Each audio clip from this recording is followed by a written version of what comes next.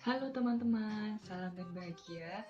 Perkenalkan, nama saya Ayu Dewi Maharani Wayuningrum, NIM 2019009081 dari Prodi Agroteknologi. Di sini saya mewakili kelompok saya untuk menjelaskan hasil praktikum kami terkait acara 3 tentang respon tanaman terhadap cekaman air. Kelompok kami beranggotakan 3 orang. Yang pertama adalah saya sendiri, yang kedua ada Nova Della Rosita dengan NIM 2019009067, dan yang ketiga ada Dania Kansa Akatri dengan NIM 2019009070. Dalam praktikum kami menggunakan komoditas kacang tanah, dan untuk perlakuannya sendiri dalam praktikum ini ada 3 perlakuan. Perlakuan pertama yaitu kacang tanah disiram setiap hari. Yang kedua, kacang tanah disiram dalam waktu 2 hari sekali. Dan yang ketiga, kacang tanah disiram dalam waktu 3 hari sekali. Masing-masing perlakuan diulang sebanyak 3 kali dan masing-masing ulangan ada 2 sampel.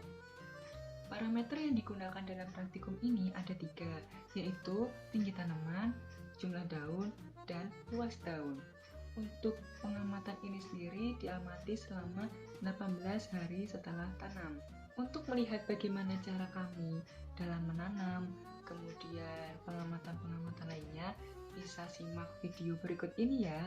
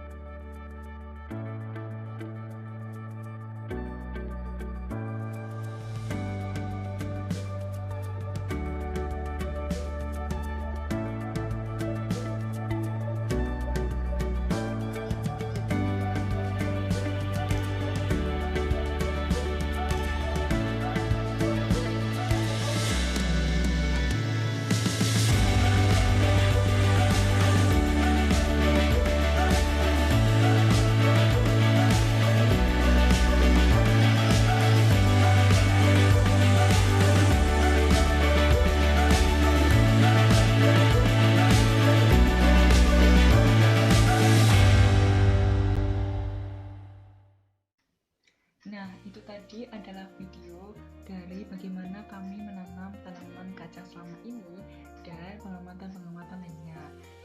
Hasil dari praktikum tersebut tersaji dalam tabel dan grafik berikut ini.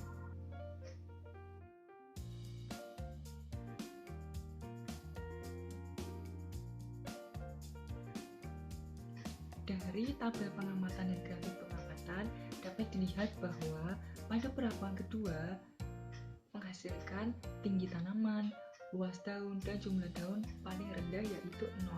Mengapa? Karena pada perlakuan kedua, tanaman tersebut mengalami layu dan kemudian mati. Hal tersebut dikarenakan pada perlakuan kedua, tanaman kacang kekurangan intensitas cahaya matahari dan media tanam tersebut basah, sangat basah, sehingga tanaman kacang tersebut mengalami kebusukan, lalu layu, kemudian mati.